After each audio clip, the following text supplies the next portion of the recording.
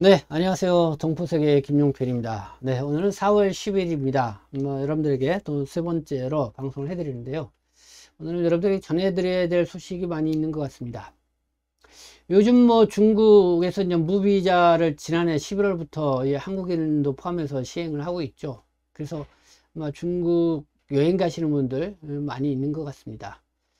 근데 여행 가실 때 무비자 비용도 적게 들고 그리고 빨리 갈 수 있어서 또 여러모로 한국인들이 많이 가는 것 같은데, 그래도 좀 주의해야 할 그런 것들이 많이 있으니까 특별히 그런 분들 잘 숙지하고 이 중국 여행을 안전하게 다녀왔으면 좋겠습니다.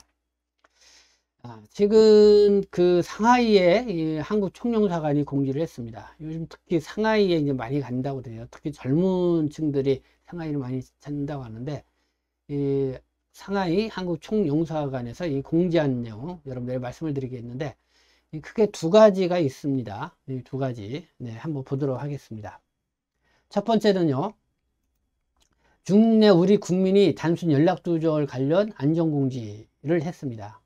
이 중국이 이 사증 면제 정책 시행 후 중국을 방문하는 우리 국민이 더욱 증가함에 따라서 단순 음전, 단순 음주, 또 휴대전화, 분실 등의 사유로 국내 가족 등과 연락 두절되는 방문객들의 사례가 접수되고 있다.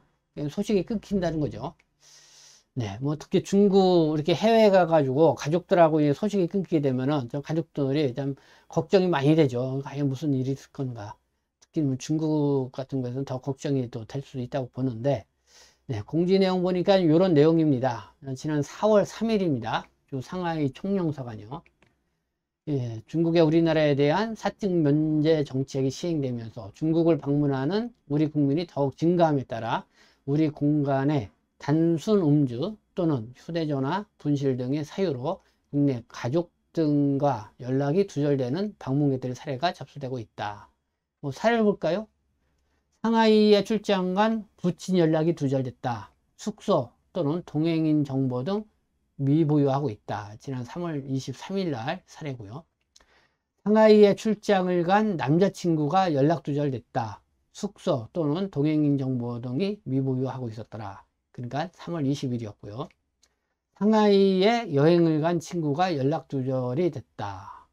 숙소 정보 등이 이제 미보유됐다. 그러니까 연락 두절되니까 어디에 머물고 있는지, 어떤 동행인이 누구인지 이런 정보를 좀 미리 같이 알고 있었으면 좋겠는데, 이런 거를 알지 못하다 보니까 이렇게 본인하고 연락이 두절이 되면은 연락할 방법이 없죠. 그래서 이 상하이는 이 총영사관 쪽에 어떻게 됐는지 좀 알아봐 달라 이렇게 좀 문의를 했겠죠. 자, 단순 연락 두절 신고의 경우 국내 연구자가 당관, 상하이 영사관이죠. 관할사를 방문하는 우리 국민의 숙소나 동행인의 정보 등을 알지 못하는 사례가 대부분으로 확인이 되고 있다. 네. 상기 사례 등 대부분 사례의 경우 단순 음주 또는 휴대전화 분실 등으로 인한 연락 두절인 것으로 안다. 네. 술을 마시고 또 그러면 휴대전화를 좀 분실하게 되고, 네. 특별히 이런 거는 주의해야 될 것 같습니다.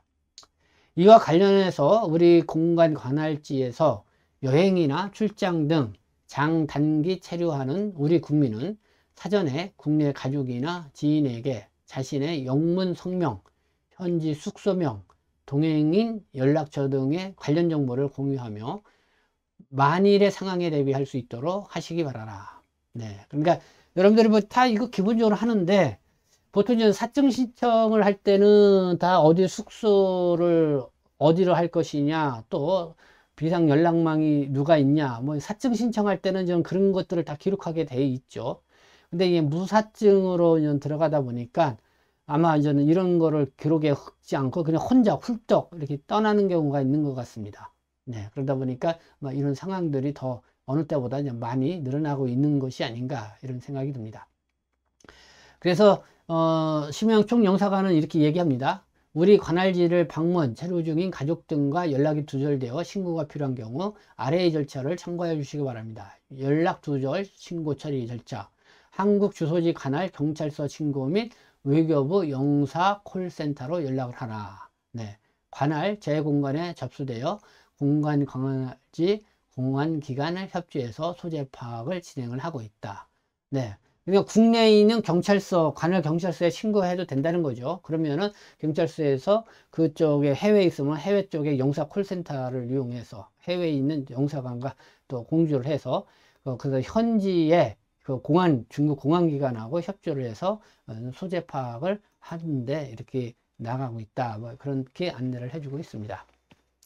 네, 뭐 이렇게 무사증 시대에 나홀로 혼자 이렇게 여행을 가시는 분들, 정말 이 가족들에게까지도 뭐 비상 연락망을 남겨두지 않고 누구하고 함께 간다 뭐 이런 것도 남겨놓지 않고 또 어디에서 머문다 이런 것도 남겨놓지 않고 이렇게 가시는 분들이 있는 것 같은데, 네, 좀 참 그래가지고 연락 두절이 되시는 분들, 좀 가족 속색이지 않고 좀 그런 부분들을 잘 했으면 좋겠다는 생각이 드는데, 뭐 살다 보면은 이런저런 좀 다 있겠죠. 네, 어쨌든 그런 거에 의해서 이렇게 상하이의 총영사관이 이제 공지를 했는데, 네, 뭐 이렇게 중국에 가서 갑자기 연락 두절되고 실종이 됐다고 하니까 뭐 국내 언론이나 뭐 네티즌들은 또 이상하게 생각을 하면서 이렇게 요거를 퍼나르는 그런 현상도 볼 수가 있습니다.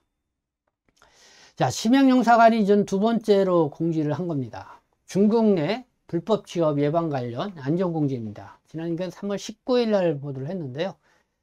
좀 제가 늦게 됐지만 알려드리도록 하겠습니다. 자, 최근 중국 내에 우리 국민이 적법한 취업비자를 발급받지 않고 미용실 등에서 영리활동을 하던 중 중국 공안에 적발되어 구류 처분 후 추방되는 사례가 종종 발생하고 있습니다. 이와 관련 아래와 같이 중화인민공화국 출입경 관리법을 알려드리니 관련 규정을 숙지하시어 불이익을 당하는 사례가 없도록 당부드립니다. 네, 한번 볼까요? 중화인민공화국 출입경 관리법 제80조. 외국인이 불법 취업한 경우 5천 위안 이상의 또 2만 위안 이하의 벌금을 부과한다. 5천 위안. 한국 돈으로는 어떻게 되나요? 한 100만 원 돈 되겠죠. 그리고 2만 위안이면은 한 뭐 400만 원 가까이 되겠습니다. 네, 이렇게 불법 취업을 할 경우 이런 벌금을 부과한다는 거죠. 그리고 또 사안이 심각한 경우 5일 이상 또 15일 이하의 구류 처분. 이렇게 그러니까 어떤 파출소나 어디에다가 이렇게 이제는 가둬놓는 거죠. 또 5천 위안 이상에서 2만 이하의 벌금을 5천 위안 이상의 2만 이하의 벌금을 부과한다.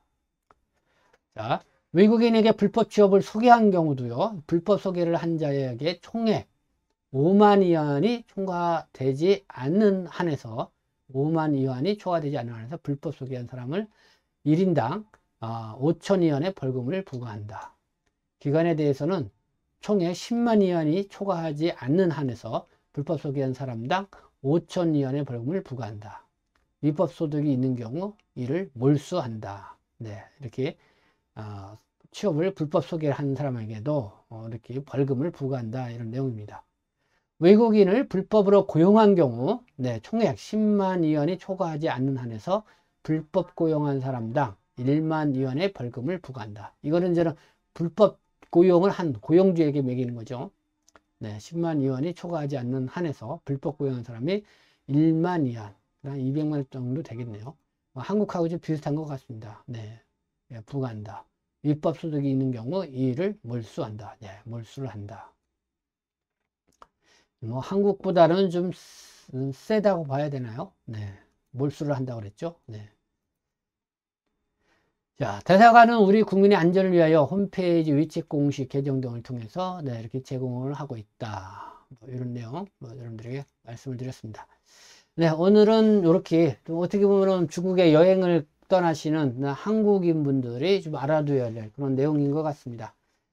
어쨌든 가서 뭐 연락이 만약에 비상 상황이 발생할 수 있으니까요. 핸드폰을 잃어버리거나 연락망을 잃어버릴 수 있으니까 지인이라든가 누구 아는 분들에게 좀 알려서 좀 그런 불안이 없도록 하는 것도 좀 필요하다는 생각하고, 그리고 가셔서 또 이렇게 불법 취업하는 문제, 중국 당국도 이렇게 강력하게 처벌을 하고 있다는 것을 아셔야 될 것 같습니다. 지금까지 시청해 주셔서 감사합니다. 저는 동포세계심 대표 연장 김용필이었습니다.